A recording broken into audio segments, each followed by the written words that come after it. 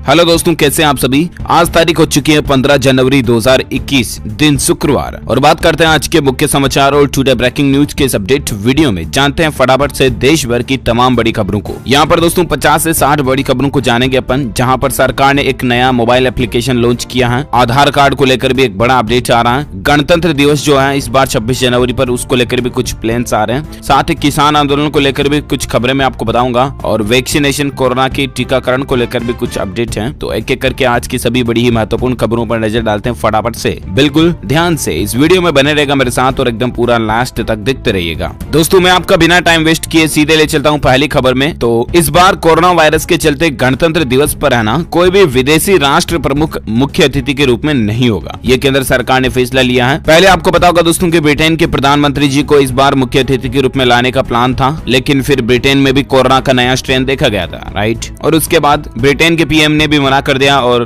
भारत ने भी उस प्लानिंग को रद्द कर दिया था। तो ऐसे में गणतंत्र दिवस पर जो मुख्य अतिथि होता है ना, कई बार अलग अलग देशों के राष्ट्रपति या फिर प्रधानमंत्री जी को बुलाया जाता है, लेकिन इस बार 26 जनवरी 2021 पर है, क्योंकि अभी दुनिया के सभी देशों में कोरोना का मसला चल रहा है और इसीलिए इस बार गणतंत्र दिवस पर कोई भी विदेशी प्रमुख जो है वो मुख्य अतिथि के रूप में नहीं होगा, है ना। ये फैसला लिया गया है। और साथ ही अगली खबर देखिए, कोरोना से जंग में अमिताभ बच्चन का रोल पूरा हो चुका है। अब नई आवाज में आएगी नई वाली कॉलर ट्यून। जी हाँ, इतने दिन आपको पता होगा दोस्तों कि बॉलीवुड के महानायक अमिताभ बच्चन जी की आवाज में आपको कोरोना की टोन सुनाई देती है जब अपन किसी को कॉल करते हैं तो नमस्कार, कोविड-19 का खतरा अभी टला नहीं है, ऐसा करके जो अपने को सुनाई देती है ना दोस्तों अमिताभ बच्चन जी की आवाज में, वो अब आपको नहीं सुनाई देगी, बल्कि उनकी जगह पर जसलीन भल्ला की आवाज सुनाई देगी आपको। जी हाँ, ये एक लेडी कलाकार है जसलीन भल्ला, और आज से यानी शुक्रवार से आपकी कॉलर ट्यून बदल जाएगी। ये जसलीन भल्ला एक वीओ आर्टिस्ट है जो पहले भी कोरोना कॉलर ट्यून के लिए अपनी आवाज दे चुकी हैं। खैर चलिए बात करें अपन अगली खबर में। तो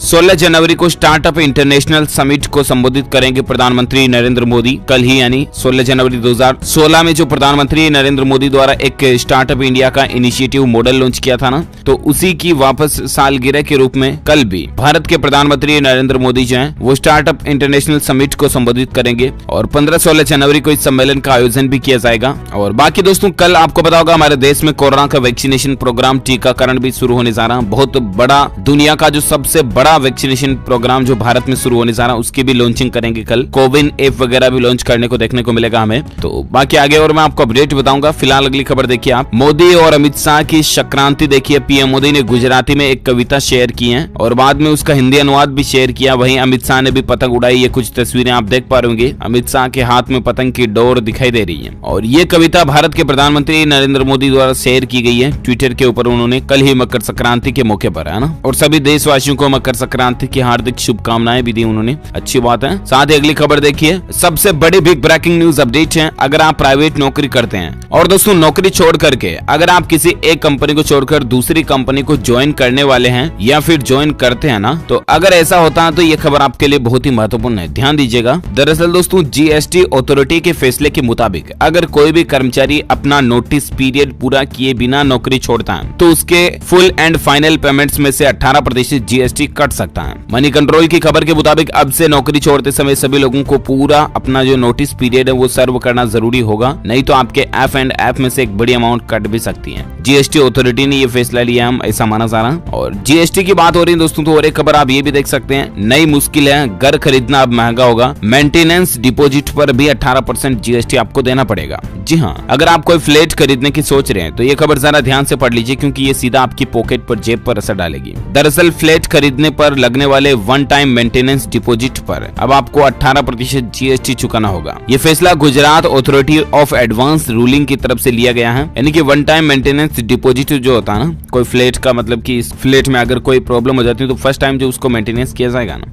तो उसके लिए आपसे पहले से फीस तो ले ली जाती है, लेकिन इतने दिन इस पर जीएसटी टैक्स वगैरह नहीं लग रहा था। अब आपको इस पर भी 18% जीएसटी देना पड़ेगा, ठीक है ना। और चलिए साथ ही अगली खबर है, किसानों के लिए अच्छी खबर देखिए। अब बीज से पता चल जाएगा आखिर कैसी होगी फसल। जी हाँ, कितना अच्छा होगा दोस्तों, किसान भाई लोगों को महज बीज को देखने मात्र से, यानी कि बीज की जांच पड़ताल के बाद से पता चल जाएगा कि आखिर इस बीज से जो आगे जाकर के पौधा पैदा होगा ना, वो कितने अच्छे फल देगा या फल देगा भी या नहीं, वगैरह वगैरह। दरअसल इसकी शुरुआत हमारे देश के एक एग्रीकल्चर स्टार्टअप स्टार्टअप जिसका नाम है अगधी, उसने कृषि क्षेत्र में विजन से लेस आर्टिफिशियल इंटेलिजेंस टेक्नोलॉजी पेश की है। इसकी मदद से अब बीज को देखकर ही पता चल सकता है कि फसल आखिर आगे आने वाली कैसी होगी। और सबसे अच्छी बात तो ये कि इससे किसान भाई लोग पहले से ही पता लगा पाएंगे, तो वो अच्छे अच्छे बीज को ही बोएंगे ना, है ना। तो इससे एटलीस्ट किसानों का डायरेक्टली इनडायरेक्टली बहुत बड़ा फायदा होगा। अच्छी बात है। अच्छा, इसके अलावा दोस्तों राम सेतु के बारे में तो आपने जरूर सुना होगा। अब आपको जल्द ही राम सेतु से जुड़े सभी सवालों के जवाब मिल सकते हैं, क्योंकि ASI ने पानी के नीचे स्पेशल रिसर्च टीम को मंजूरी दे दी है। आपको पता होगा पौराणिक मान्यताओं के अनुसार वानर सेना ने समुद्र पर एक पुल बनाया था ताकि भगवान श्री राम माता सीता को रावण के चुंगल से मुक्त कराने के लिए लंका जा सके,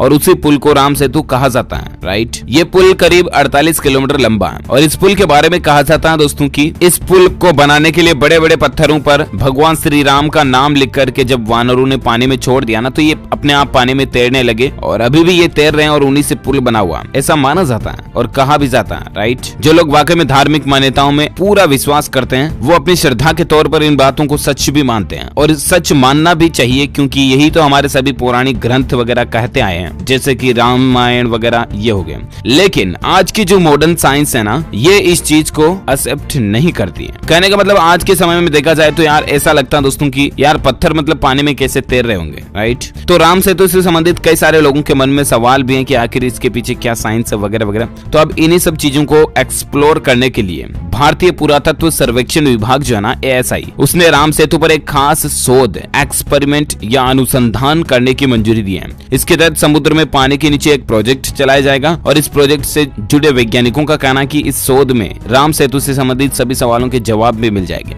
और ये भी पता चल जाएगा कि आखिर सेतु कितना पुराना है। आपकी जानकारी के लिए बता दूं, इंडिया और श्रीलंका के बीच ये राम सेतु है। और बाकी दोस्तों भगवान जय श्री राम के लिए इस वीडियो पर एक लाइक तो कर दीजिएगा, और इस वीडियो के नीचे कमेंट बॉक्स में जय श्री राम जरूर लिखिएगा। और चलिए फिलहाल अपन बात करें अगली खबर में, जहां अपडेट देखिए ICICI बैंक की एक नई पहल है। मजदूरों के लिए खास कार्ड लॉन्च किया, जिसमें आपको कई सारे ऑफर्स और बड़े फायदे भी मिलेंगे। दरअसल देश का प्राइवेट सेक्टर का जो बैंक है ना ICICI बैंक, और इसके अलावा फिनटेक नियो, इन दोनों ने मिलकर के एक माइक्रो स्मॉल और मीडियम उद्यमों के श्रमिकों के लिए प्रीपेड कार्ड जारी करने की घोषणा की है। यानी कि MSME अब अपने श्रमिकों के लिए वीजा द्वारा संचालित ICICI bank neo Bharat payroll card की सुविधा का फायदा ले पाएंगे। इसके साथ ही MSME अपने श्रमिकों के वेतन को कार्ड पर अपलोड भी कर सकते हैं। तो ये ICICI बैंक की एक नई पहल है, जानकारी आप देख सकते हैं। और साथ ही अगली खबर देखिए दोस्तों, घर खरीदने वालों के लिए और एक बड़ी खबर आ रही है। यहाँ पर सुप्रीम कोर्ट ने बायर्स पर थोपी जाने वाली एक तरफा शर्तों को अनफेयर ट्रेड प्रैक्टिस ठहराया है। दरअसल बहुत बार ऐसे केसेस देखे जाते हैं दोस्तों, ये जो फ्लैट के जो मालिक वगैरह होते हैं, ये फ्लैट को जो बेचते हैं ना,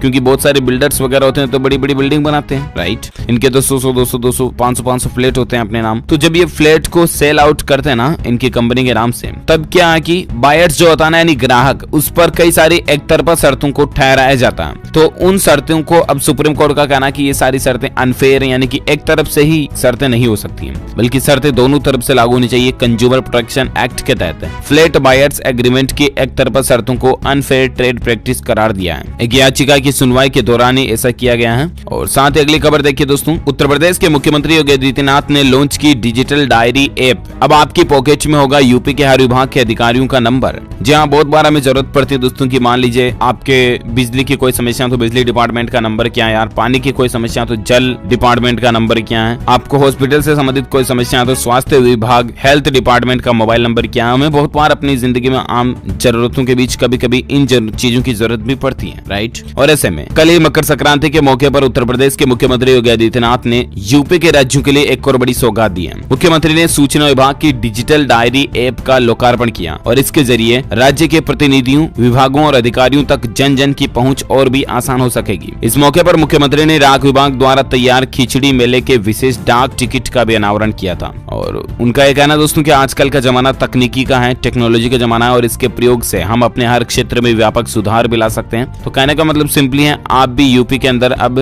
DIARYAPP डिजिटल डायरी ऐप है, इसको डाउनलोड कर सकते हैं, और जिसमें आपको कई बड़े बड़े अधिकारियों के डिपार्टमेंट्स के नंबर देखने को मिल जाएंगे। ओके, और चलिए साथ ही फिलहाल अपन बात करें अगली खबर में, मौसम समाचार को लेकर अपडेट है। सर्दी का सितम देखिए, राजधानी दिल्ली NCR में विजिबिलिटी 10 मीटर से भी कम चल रही है। जी हाँ, मतलब क्या हालात चल रहे हैं यार, जरा देखिए 10 मीटर से आगे राजधानी दिल्ली में कुछ दिखाई ही नहीं दे रहा, इतना तगड़ा कोहरा छा रहा। और ये अभी भी ऐसा ही पड़ता रहेगा कितने दिन तक? तो भारतीय मौसम विज्ञान विभाग का अनुमान है कि अगले 2-4 दिन तक तो अभी भी ठंड से आपको राहत नहीं मिलने वाली है। हालात देखिए, राजधानी दिल्ली में 2 डिग्री सेल्सियस तक तापमान चल रहा है। उत्तर भारत में भी ठिठुरन और भी ज्यादा बढ़ रही है। ठंड से अभी फिलहाल राहत नहीं मिलेगी, मौसम विभाग का ये अलर्ट आ रहा है। अच्छा, इसके अलावा संपूर्ण भारत के आज 15 जनवरी 2021 के मौसम पूर्वानुमान की अगर बात करें ना, तो कहां भारी बारिश हो सकती है अगले 24 से 48 घंटों के दौरान? तमिलनाडु, केरल और लक्षद्वीप के कुछ हिस्सों में हल्की से मध्यम बारिश आपको देखने को मिल सकती है। वहीं दोस्तों, अगले 2 दिन तक भारत के गंगा के मैदानी भागों पर मध्यम से घना कोहरा भी छाया रहेगा, जिससे कि सामान्य जनजीवन भी प्रभावित हो सकता है।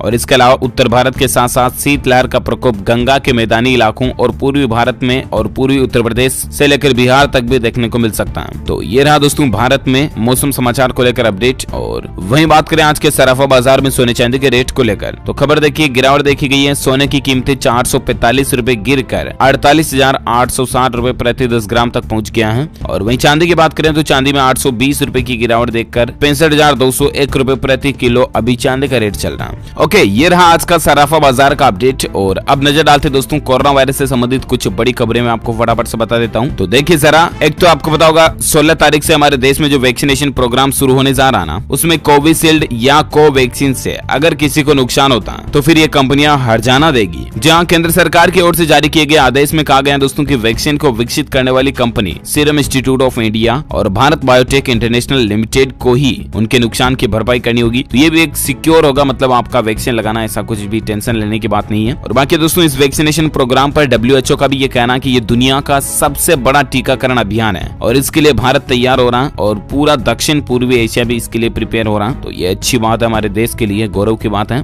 और साथ ही दोस्तों आम लोगों के लिए मार्च के आखिर में लॉन्च होगा कोविन ऐप। इन्हें हालांकि अभी वैक्सीन नहीं दी जाएगी। जैसा कि आपको पता होगा शुरुआत में जो 16 जनवरी से टीकाकरण अभियान हो रहा है ना शुरू, उसमें फ्रंटलाइन वर्कर्स वगैरह हो गए, डॉक्टर्स, नर्स, हेल्थ कर्मचारी, इनको पहले वैक्सीन दी जाएगी, राइट। और उसके बाद फिर 50 साल से ज्यादा उम्र के लोगों को, ज्यादा गंभीर बीमारी वाले लोगों को, और फिर जो नॉर्मल लोग हैं 50 से कम उम्र के, उनको वैक्सीन का नंबर आएगा, ठीक है ना। और बाकी दोस्तों आधार कार्ड भी जरूरी होगा 16 जनवरी से, क्योंकि वैक्सीन लगाने के लिए सबसे जरूरी डॉक्यूमेंट्स आधार कार्ड रिक्वायर्ड होगा, है ना। तो अगर आपका आधार नहीं बना हुआ तो अभी भी आप बना लें तो ज्यादा बेहतर होगा। और बाकी दोस्तों भारत में आज के ताजा कोरोना आंकड़ों की अगर बात करें तो आज रात को 3:15 बजे तक के आंकड़ों के मुताबिक, मतलब अभी जो रात निकली ना, पिछली रात 15 जनवरी की रात 3:17 तक का जो आंकड़ा आ रहा है डेटा, उसके मुताबिक भारत में 15,677 मामलों की बढ़ोतरी हुई 24 घंटों के दौरान। और बाकी अभी भारत में कुल संक्रमित केस की संख्या 1,05,28,000 से भी ज्यादा पहुंच चुकी है, जिसमें से 2,10,106 से भी ज्यादा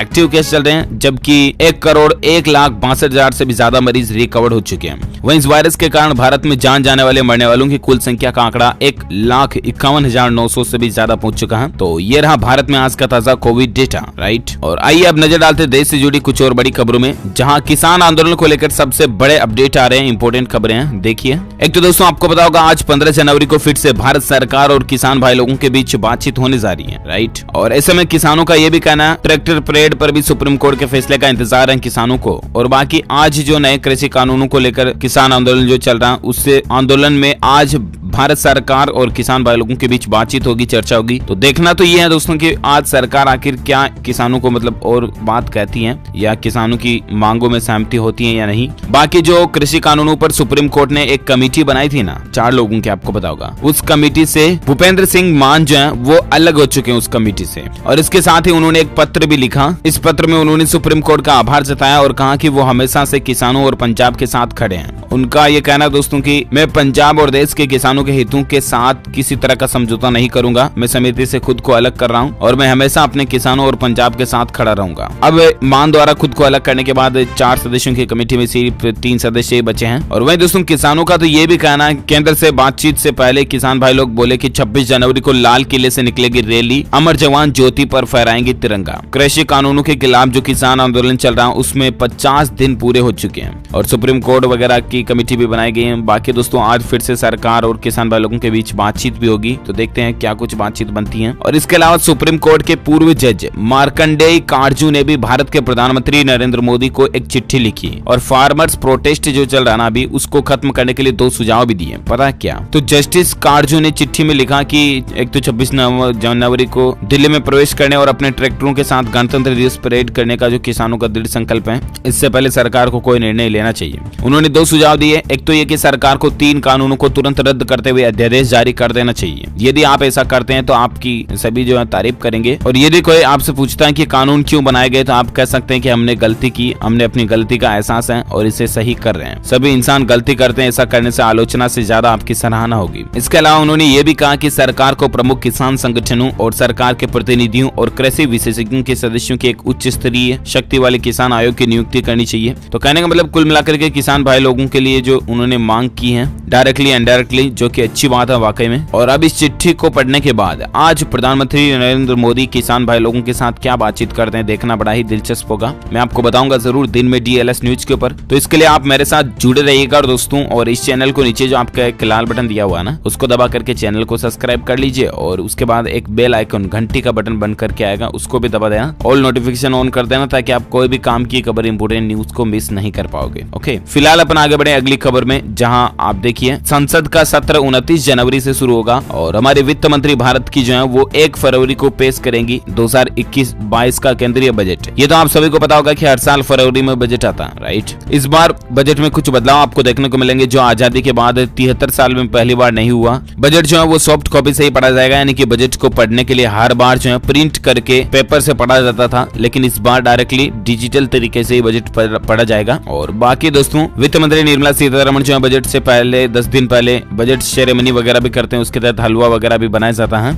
अच्छा, बाकी अगली खबर आप देख सकते हैं दोस्तों, 8 लाख उम्मीदवारों को कोविड कौशल सिखाएगी सरकार। MKVY के तीसरे चरण का शुभारंभ आज होने जा रहा है। दरअसल हम बात कर रहे हैं प्रधानमंत्री कौशल विकास योजना के तीसरे चरण की, जिसका शुभारंभ शुक्रवार को आज ही होने जा रहा है। और इस बार दोस्तों साल 2021-22 के बीच में सरकार ने देश भर के तकरीबन 8 लाख उम्मीदवारों को प्रशिक्षण करने का प्लान रखा है। यानी कि 8 लाख जो हमारे देश के युवा हैं उनको कुछ नए नए कौशल सिखाए जाएंगे, नई नई स्किल सिखाई जाएगी, जैसे कि सिलाई करना या और लड़कों को लेकर भी कई सारे स्किल्स होते हैं। तो स्किल इंडिया प्रोग्राम के तहत ये सरकार की एक नई शुरुआत भी है वापस इस नए प्रोग्राम के तहत। और बाकी अगली खबर देखिए दोस्तों, भीड़ भाड़ से परेशान दुनिया के टॉप 10 शहरों में भारत की भी 3 सिटी शामिल है और ट्रैफिक का हाल काफी बुरा है। जी हाँ, एक रिसर्च में इस बात का पता लगाया गया कि दोस्तों दुनिया के टॉप 10 ऐसे शहर कौन कौन से जहाँ पर ट्रैफिक सबसे ज्यादा रहता है ना। तो उन टॉप 10 की लिस्ट में 3 तो भारत से ही है। भारत के कौन कौन से शहर हैं जहां पर ट्रैफिक सबसे ज्यादा रहता है? तो सबसे भीड़ भाड़ वाले शहरों में मुंबई का नाम दूसरे नंबर पर, वहीं बेंगलुरु का नाम 6ठे नंबर पर, जबकि राजधानी दिल्ली का नाम 8वें नंबर पर दिखाई देता है टॉप 10 में, है ना। अच्छा, साथ ही अगली खबर देख सकते हैं दोस्तों, टाटा कंपनी की नई सफारी का फर्स्ट लुक जारी हो चुका है। ये कुछ फोटोज आप देख पा रहे होंगे। 26 जनवरी को ये टाटा सफारी का जो नया मॉडल है ये लॉन्च होगा। इसकी कुछ तस्वीरें आप यहाँ देख सकते हैं। साथ ही खबर है ऑनलाइन एजुकेशन सेक्टर की बड़ी कंपनी बायजूस जो है वो आकाश एजुकेशनल सर्विस को भी खरीदने जा रही है। 7,300 करोड़ रुपए में डील होने जा रही है। साथ ही खबर दोस्तों, अब देश भर में होगा जेड कैटेगरी का सुरक्षा घेरा। IB रिपोर्ट पर बड़ा फैसला है। दरअसल भारत सरकार के गृह मंत्रालय ने असम के बीजेपी नेता और मंत्री हेमंत बिस्वा की सुरक्षा की समीक्षा की है और नए अपडेट के तहत हेमंत बिस्वा की जेड कैटेगरी की सुरक्षा अब पूरे देश के लिए बढ़ा दी गई है। कुछ राजनीतिक हालात वगैरह चल रहे हैं जिसके कारण सरकार का फैसला है। और बाकी दोस्तों, इस बार ITR और टैक्स ऑडिट फाइलिंग वगैरह की तारीख, डेडलाइन, लास्ट डेट जो है वो नहीं बढ़ने की उम्मीद है, क्योंकि गुजरात हाईकोर्ट में इस तरह की याचिका लगाई गई थी, उसको रद्द कर दिया। साथ ही अगली खबर देख सकते हैं, इंस्टेंट लोन ऐप पर सख्ती बरती जा रही है।